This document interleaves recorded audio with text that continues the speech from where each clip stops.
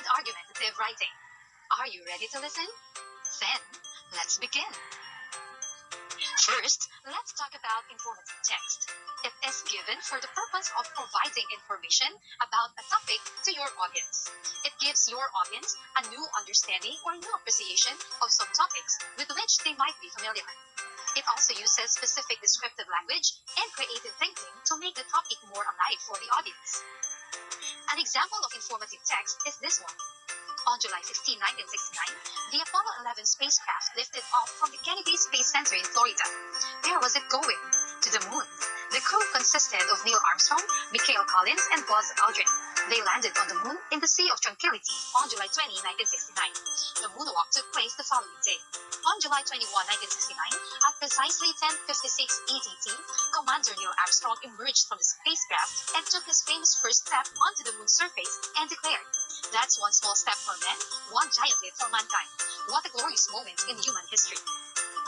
That is an example of informative text because it explains the expedition of Neil Armstrong to the moon. It used unusual terms or ideas to give description to the subject, and it relates the subject directly to the specific purpose and uses conversational tone. Next, we have persuasive text. It provides the opportunity to convince someone to adopt a particular viewpoint.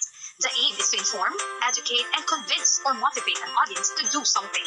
It uses thought-provoking, daring, and clear opinion. The speaker tries to change audience opinion by providing facts and evidences.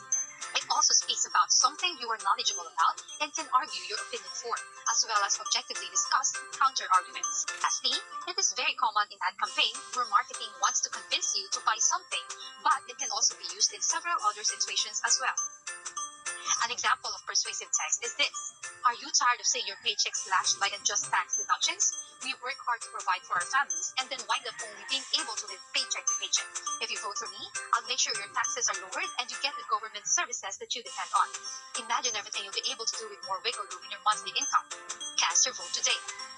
That is an example of persuasive text because an example of a political campaign which tries to convince the audience to vote for the speaker.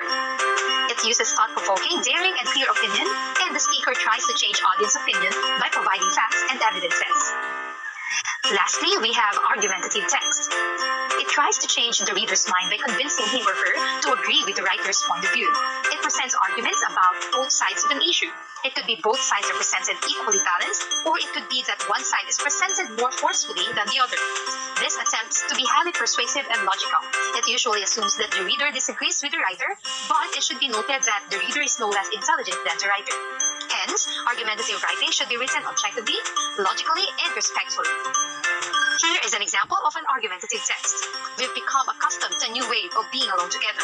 Technology enabled, we are able to be with one another and also elsewhere, connected to wherever we want to be. We want to customize our lives. We want to move in and out of where we are because the thing we value most is control over where we focus our attention. We have gotten used to the idea of being in a tribe of one, loyal to our own party. It is a dialogue by Sherry Turkle. That is an example of argumentative text because it convinces the reader to agree with the writer's point of view.